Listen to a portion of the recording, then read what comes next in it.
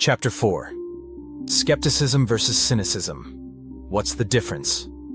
Doubt, but make it productive. There's a fine line between skepticism and cynicism. So fine, in fact, that many people trip over it and land in a pit of nihilistic despair. It's understandable. Both skeptics and cynics question the world around them, reject superficial explanations, and carry a built-in radar for nonsense.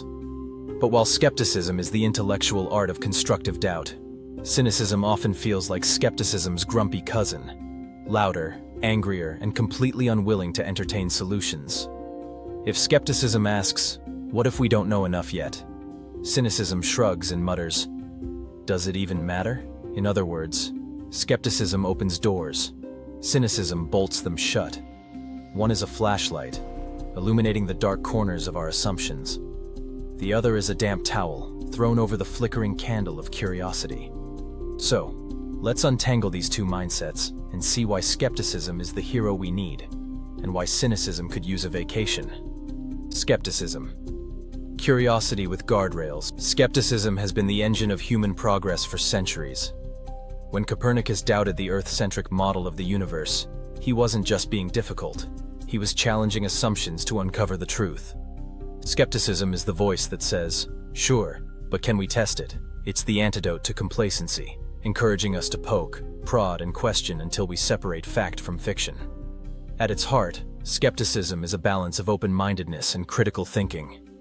It doesn't reject ideas outright, it examines them carefully.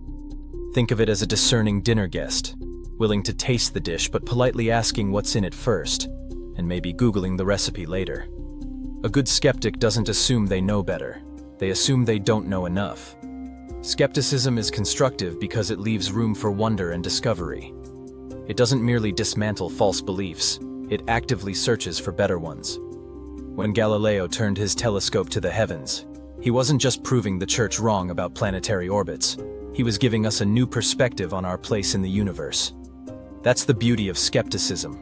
It's always looking for the next great insight, the next leap forward.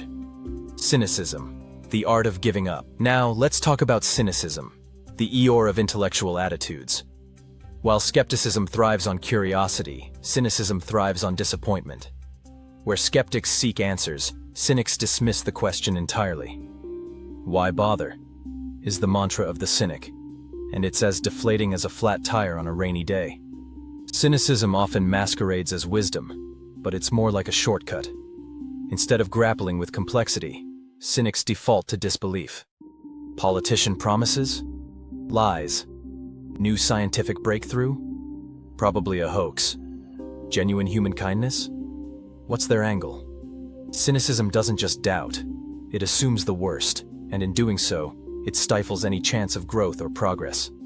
To be fair, cynicism often comes from a place of exhaustion. The cynic has been burned one too many times, by broken systems, false hopes, or people who really were lying. But instead of channeling that frustration into constructive action, cynicism becomes a wall, blocking out not only falsehoods, but also the possibility of something better. It's skepticism without the hope. The key differences. To put it simply, skepticism and cynicism differ in three major ways.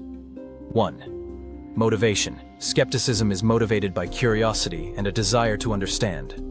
Cynicism is motivated by distrust and a desire to protect oneself from disappointment. The skeptic says, "Let's investigate." The cynic says, "It's probably garbage." 2. Outcome. Skepticism leads to discovery, learning, and sometimes even joy. Cynicism leads to stagnation, bitterness, and a really bad attitude at parties. The skeptic asks, "What's the evidence?" The cynic declares, "Who cares?" 3. Mindset. Skepticism is open to being proven wrong, while cynicism assumes it's already right. The skeptic admits, "I don't know everything." The cynic insists, "Nobody knows anything." Why we need skepticism, and less cynicism.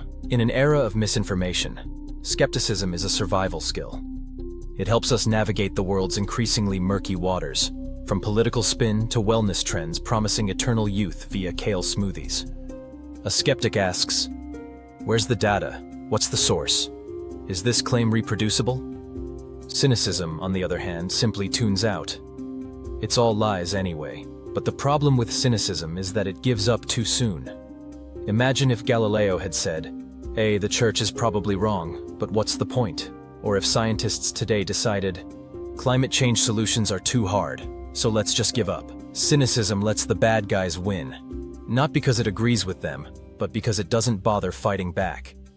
Skepticism, in contrast, keeps us engaged. It reminds us that while the world is often messy and flawed, it's still worth trying to understand and improve. Skeptics don't settle for easy answers, but they also don't throw their hands up in despair. They keep asking questions, even when the answers are elusive, because they know that progress depends on persistence. Finding the balance. Of course, no one is immune to cynicism. After all, we live in a world where clickbait headlines scream, "Scientists discover cure for aging," only to reveal that the cure involves a rare molecule found exclusively in Greenland shark livers. It's easy to roll your eyes and give up. But the skeptic in you knows better. It knows that the next discovery, or even the next headline, might actually hold something revolutionary. So how do we strike the right balance? Here are a few tips for staying skeptical without slipping into cynicism. 1. Ask questions, don't shut down. Instead of dismissing a claim outright, dig deeper. What's the evidence? Who's making the claim?